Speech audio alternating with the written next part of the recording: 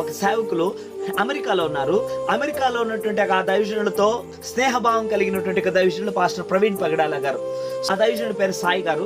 So ఆయన అమెరికాలో సేవ చేస్తున్నారు, పరిచయం చేస్తున్నారు.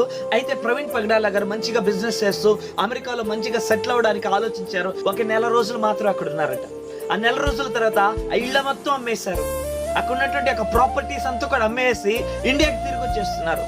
అప్పుడు ఆ దైవజనుడు సాయి అనేటువంటి దైవజనుడు చెప్తున్నారు, బ్రదర్ మీరు ఎందుకు మరలా ఇండియాకి తిరిగి వెళ్ళిపోతున్నారు? అసలే మీకు థ్రెడ్ ఉందని చెప్తున్నారు. అమెరికాలో సెటిల్ అయ్యడానికి అదొక డ్రీమ్. అయితే మీరు అమెరికాలో సెటిల్ అయ్యారు, మీ డ్రీమ్ ను మీరు తీర్చుకున్నారు. మరి అమెరికాలోనే మీరు జీవించవచ్చు కదా, మీ ఆయుష్కాలం అంతా జీవితం అంతా కూడా మీ పిల్లలు హ్యాపీగా అమెరికాలో అమెరికా పౌరసత్వం కలిగి హ్యాపీగా జీవించవచ్చు కదా, మరలా తిరిగి ఇండియాకి ఎందుకు వెళ్తున్నారు? అసలే మీకు థ్రెడ్ ఉందని చెప్తున్నారు అన్నప్పుడు దైవజనుడు పాస్టర్ ప్రవీణ్ పగడాల గారు చెప్పిన మాట, బ్రదర్ అమెరికా డ్రీమ్ అనేది నా దేవుడు నా హృదయంలో పెట్టిన భారం ముందు ఎంతో చిన్నది.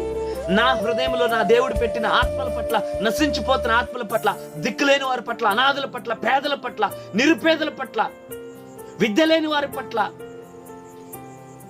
అట్టడుగుపోతున్నటువంటి స్త్రీల పట్ల, స్త్రీల యొక్క సమాన హక్కు కొరకు, పేదరిక నిర్మూలన కొరకు, కులం యొక్క నిర్మూలన కొరకు, మతం యొక్క నిర్మూలన కొరకు నా దేవుడు నా హృదయంలో పెట్టినటువంటి భారం అనేది, దాని ముందు, ఆ పిలుపు ముందు, ఆ దర్శనం ముందు అమెరికా డ్రీమ్ అనేది చాలా చాలా చిన్నది. సుఖభోగాలు అనుభవించడానికి నా మనసు ఒప్పుకోవట్లేదు. అమెరికాలో సెటిల్ అయి దర్జా లైఫ్ జీవించడానికి నా మనసు, నా హృదయం అంగీకరించట్లేదు. నా ప్రభు ఒప్పుకోవట్లేదు. నేను మరలా తిరిగి ఇండియాకి వెళ్తాను. నాకు చావు భయం ఉన్నా, మరణ భయం ఉన్నా సరే, మరణానికి ఎదురెళ్ళినప్పటికీ కులము గురించి నేను ప్రస్తావిస్తాను, మతము గురించి నేను ప్రస్తావిస్తాను, కుల హక్కు నిర్మూలన గురించి, మత హక్కు నిర్మూలన గురించి, మనుషులందరూ కూడా సమానమని మానవత్వకు విలువల గురించి మాట్లాడడానికి నేను గళమెత్తి మాట్లాడతానని చెప్పి, ఒకవేళ థ్రెడ్ ఉన్నా సరే, మతము గురించి మాట్లాడినప్పుడు, కులం గురించి మాట్లాడినప్పుడు, మనుషుల యొక్క అణిచివేత గురించి మాట్లాడినప్పుడు, అది నచ్చక నన్ను చంపడానికి ప్రయత్నం చేసినా సరే నేను వెనకాడకుండా మాట్లాడతానని చెప్పి ధైర్యముగా ఇండియాకి వచ్చి ధైర్యముగా ప్రకటించిన వాడు పాస్టర్ ప్రవీణ్ పగడాల గారు. అంత గొప్ప దైవజనుల గురించి, మానవత్వం గురించి, మనుషుల గురించి ఆలోచించి మనుషుల కొరకు బ్రతకడానికి వచ్చినటువంటి దైవజనులు చనిపోయారు.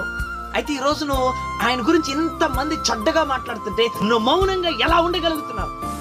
నీకు ఎలా వస్తుంది నిద్ర? నేను ద్వేషించమని చెప్పట్లేదు, ఎవరో కొట్టమని చెప్పట్లేదు, ఎవరి మీద రాళ్ళు వేయమని చెప్పట్లేదు.